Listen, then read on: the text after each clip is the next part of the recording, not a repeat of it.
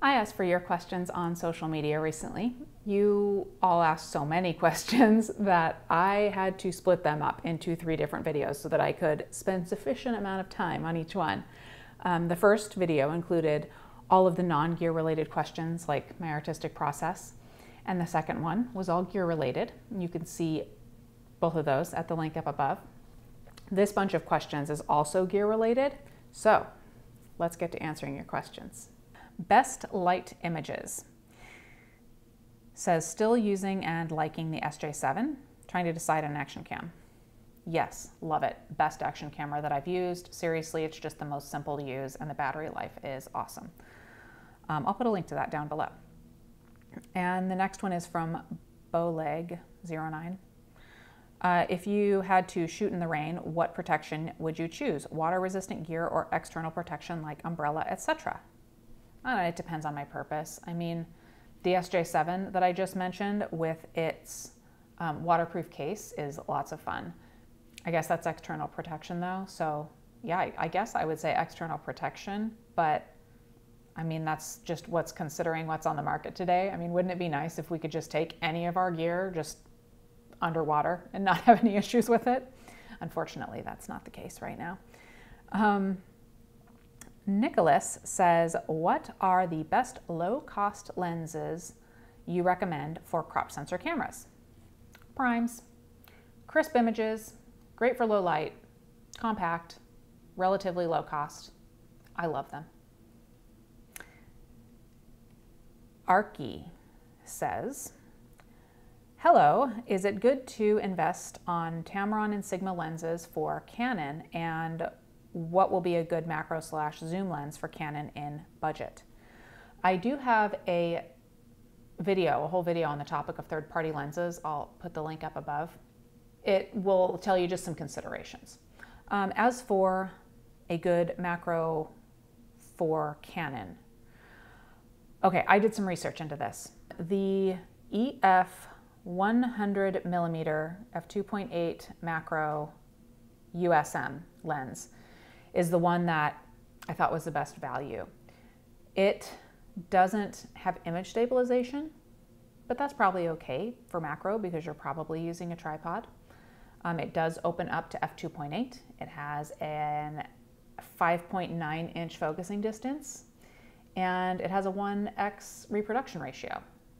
I don't know what your budget is, but you know, this lens isn't cheap, but macro lenses aren't typically cheap. I did put a link to it in the description below if you want to check it out.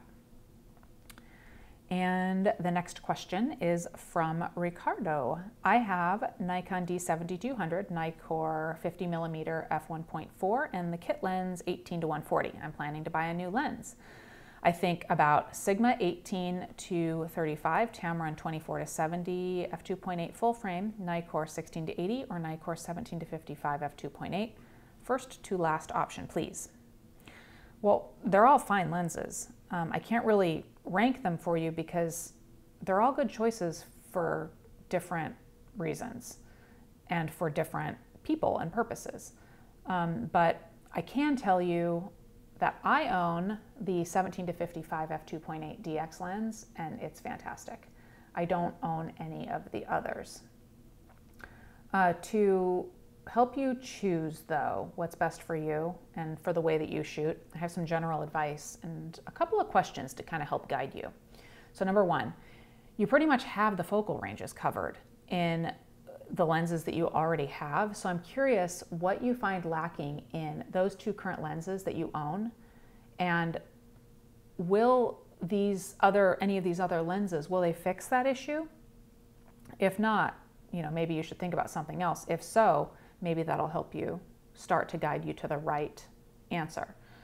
Number 2, when you use that 18-140, what focal lengths do you actually find yourself using the most? If you find yourself in a particular zone, that should help you narrow down your selections. And then 3, like I said earlier in this video, I do have a video on considerations when purchasing third-party lenses, and that link is still up above. Check that out just to make sure that you make an informed decision on third-party versus non-third-party. Okay, next question is from Eric. I am a new DSLR owner of the Canon SL2 with the kit lens 18 to 55 millimeter and 55 to 250 millimeter. What would be the best setting to shoot in video, and should I just stick to automatic for now? Well, congratulations. I have only used auto once for video on the SL2, but I was outside and I was quite impressed. I would say go for it. If you end up finding yourself in situations where auto isn't quite doing it for you, it's not really doing what you want, or you just want to try out manual settings, do it. There's no consequences to experimenting. In fact, when I was trying out the auto, I was just experimenting with it. Yeah, so do that.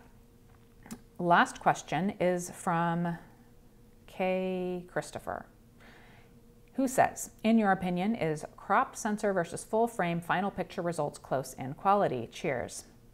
This is a good question to end on, because I hear the same question often from viewers.